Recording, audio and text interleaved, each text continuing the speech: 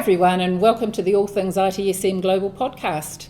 Today we're coming to you from the Service Management 2015 conference in Sydney. I'm Kirsty McGowan. I'm here with co-host Tristan Boot. Hey, Kirsty. Ivor McFarlane. Hello there. And we're talking this morning to Karen Ferris. Hi, Karen. Good morning. So, Karen, you've just come back from the UK from a meeting of the ITIL Practitioner architect group. Correct. Can you tell us what you've been up to there?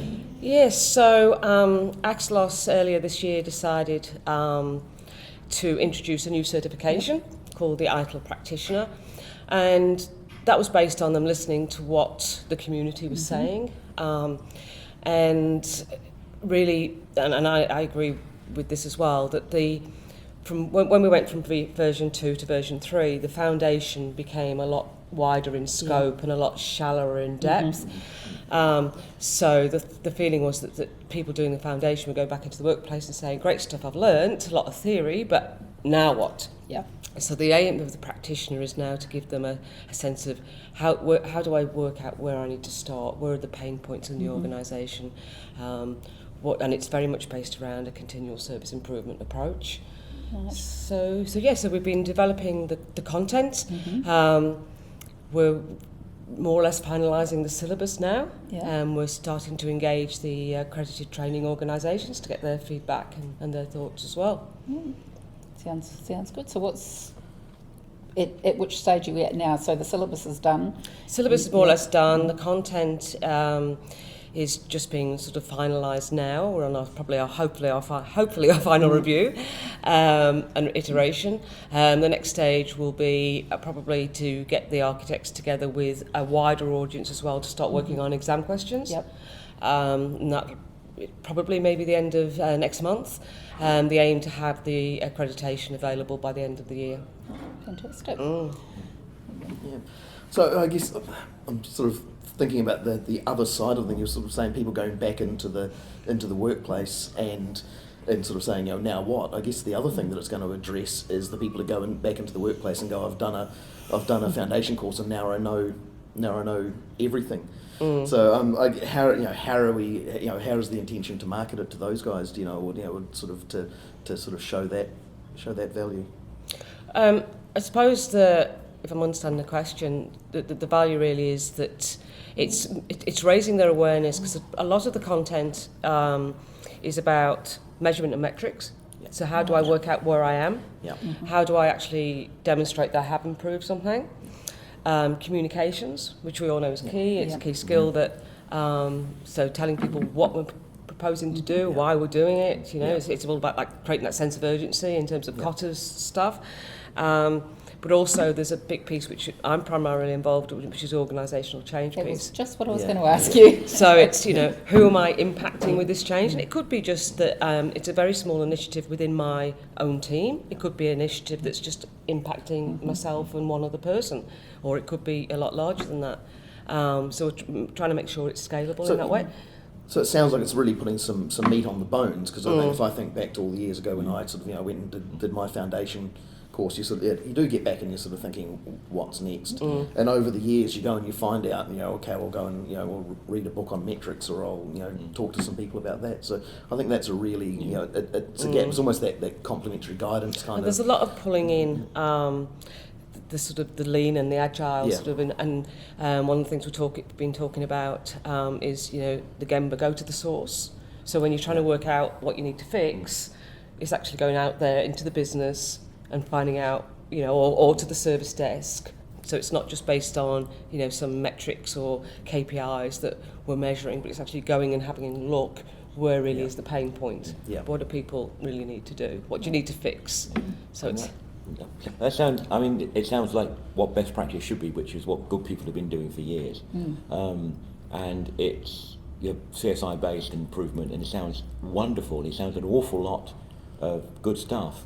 But you described it as the ITIL Practitioner certificate. There's nothing in what you said that's ITIL linked. Is it actually much more generic than that? Well, it's based on the CSI approach out of ITIL, and it's also leveraging planning to implement, and it's leveraging a lot of the other material that's in service strategy and throughout. So what the architects have tried to do is, rather than repeat stuff, is link back into what's currently in the ITIL. Yeah. That the foundation students wouldn't have gone into that depth, but we've referenced back into the current So material. it's deepening some of the things that are touched upon in the course. So.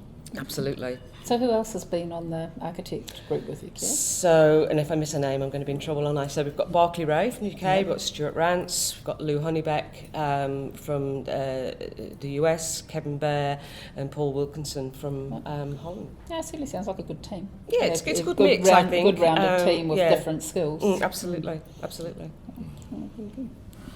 So I guess, one of the things you mentioned you were going to pick up on, Kirsty, was the organisational change. Yes. And to be interested to know what's in there, because we always say service management's all about cultural change and bringing that, and it's still something, even despite the stellar work you've been doing, that we all struggle with. Yeah, we certainly do. So what's in there around that kind of thing? So, and again, this is, to put it in context, it's going to be a 2-day certification. Yeah. There's only so Can't much we can learn a get lot, in. yeah. And also the approach has been very much that this is a practitioner certification. So we're sort of looking at 50% of the delivery.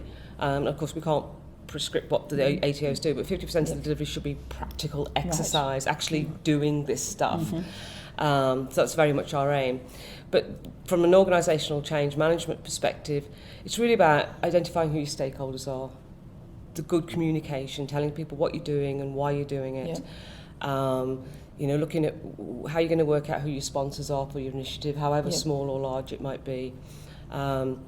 Marketing, how do I make a compelling business case? How do I, as I said before, That's the tough one. Yeah, that sense of urgency. How do I identify where there's resistance to change and why that resistance is there? And then what are the techniques I can use to overcome that? So because it's a 2-day certification, which is obviously only so much we can do, what we're also doing is creating the toolkit. Yeah. So a lot of things like creating a sponsorship map, a stakeholder diagram, all those things will be in the toolkit for the students to take away, as opposed to being taught in the 2 days, because there just won't be time. So they'll be referenced and they'll have all that information to go away with.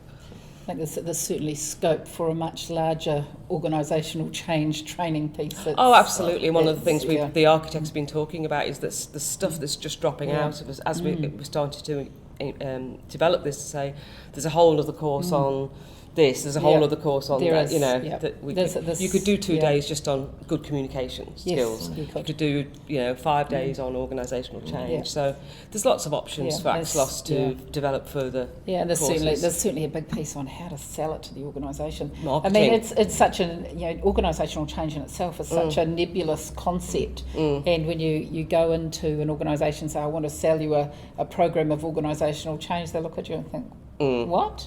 Yeah, it's, it's where's my value in this? It's really something everyone hard to talks sell. about, but and the research is out there. I mean, I did the presentation yesterday just on sponsorship, and ProSci have been doing research, and they do a report every 2 years on the benefits of organisational change and how majority of projects fail because there's no organisation. 70% of projects fail. Various research said because of lack of organisational change.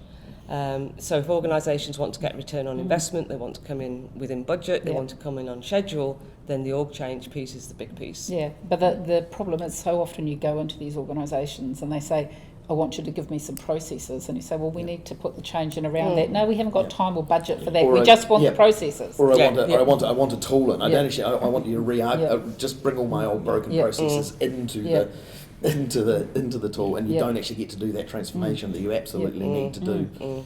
I mean, if you throw some processes over the wall, that they're not going to stick. Well, that's right. I mean, and what amazes me is that we've been talking for years about people, process, tools, and the people bit being the first, and we hear people saying it all the time, and yet we're just still not acting it. We're not doing it.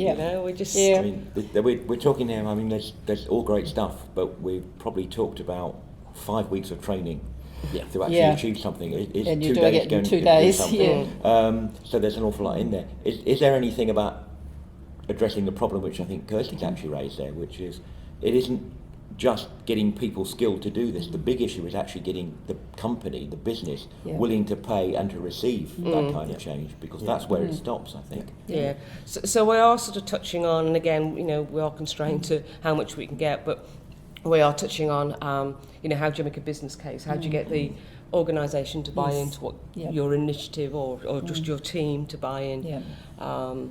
So yeah, there will be stuff in there about. Yeah, it's going to be a very hectic 2-day course. A very hectic 2-day course, absolutely. So the idea is to take this onto the back of a foundation course? Well, it'll be an option. Because it's 2 days, then the ATOs, the accredited training organisations, will have the option to piggyback it onto a foundation 3 days, so as a 5-day package.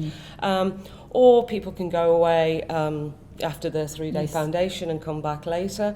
The ATOs will have the option whether they want to do an additional half-day refresher before the 2 days. So we're leaving it very much to the ATOs. Yeah. We've struggled as architects to stand back and go, we're not designing the course. No, We're actually providing a syllabus and content. Yes. And with that, so the ATOs will have absolutely, you know, ability to design how they, with sort of guidance from us.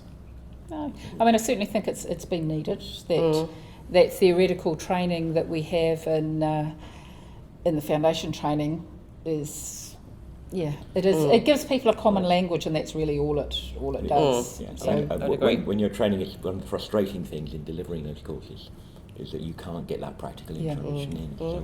So I still say that, you know, the best bit of the foundation I did all those years ago was the simulation game in the middle of it, because that's the practical bit that you remember. Yep. Yeah, and that's I think it's really, it's a good thing.